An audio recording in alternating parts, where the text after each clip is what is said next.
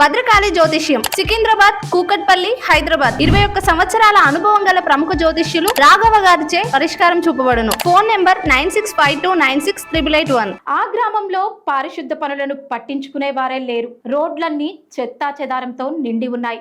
ఊరి జనం malaria, dengue ఫీవర్లతో బాధపడుతున్నారు. సీసీ రోడ్లన్నీ నీళ్లు, బురదతో కూరుకుపోయి ఉన్నాయి. అడుగడుగునా నిర్లక్ష్యం. కనిపిస్తున్న ఆ ఊరి పేరు దుగ్గొండి మండలంలోని రేబల్లె. ఈ రేబల్లె గ్రామంలో పారిశుద్ధ పనులను పట్టించుకునే నాదుడే లేకుండా పోయాడు. రోడ్లన్నీ చెత్తా చెదారంతో నిండి ఉన్నాయి. సైడ్ కాలువలు క్లీన్ చేయించడం లేదు. కాలువల నిండా నీరు చేరి దుర్గంధం కమ్ముకుంటోంది. గ్రామ పంచాయతీ సిబ్బంది ఉన్నప్పటికీ వారి నిర్లక్ష్యం వల్లనే గ్రామంలో ఇలాంటి పరిస్థితి దాపురించిందని గ్రామస్తులు వాపోతున్నారు.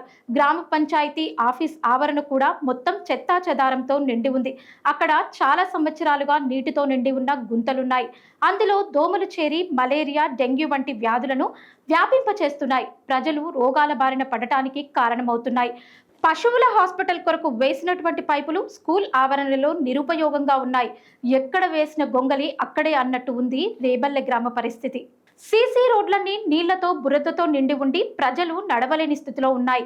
గ్రామ పంచాయతీకి వెళ్లే ప్రధాన మార్గం మొత్తం చెత్తతో, నీటితో నిండిన గుంతలతో ఉండటం వలన వాహనదారులు ఇబ్బందులు పడుతున్నారు. కొన్నిసార్లు వాహనాలు అదుపు తప్పి ప్రమాదాలు జరుగుతున్నాయి. అంతేకాదు రేబల్లె నుండి పొనకల్ వెళ్లే రహదారి మొత్తం బురదమయమై నడవలేని స్థితిలో ఉంది. ఈ బురద కారణంగానే ఆ రూట్లో నడిచే బస్సు కూడా ఇప్పుడు నడవడం లేదు. గ్రామ పంచాయతీ హాలులో లైట్లు 24/7 వెలుగుతూనే ఉన్నాయి. నిత్యం ఫోన్లు తిరుగుతూనే ఉన్నాయి. సిబ్బంది మాత్రం ఉండరు. అయితే గ్రామంలో పారిశుద్ధ పనుల గురించి, తద్వారా ప్రజలు ఎదుర్కొంటున్న ఇబ్బందుల గురించి గ్రామ కార్యదర్శి శివను ప్రజలు అడిగితే ఆయన నిర్లక్ష్యపు సమాధానాలు చెబుతున్నట్లు తెలుస్తోంది. ఈ నేపథ్యంలో తమ సమస్యలను కార్యదర్శి శివకు ఎన్నిసార్లు చెప్పినా పట్టించుకోవడం లేదని పై అధికారులైనా స్పందించి తమ ఊరు రేబల్లె గ్రామంలో పారిశుద్ధ పనులను కంప్లీట్ చేయించి మలేరియా, డెంగ్యూ వంటి రోగాల బారి నుంచి రక్షణ కల్పించాలని గ్రామస్తులు కోరుతున్నారు.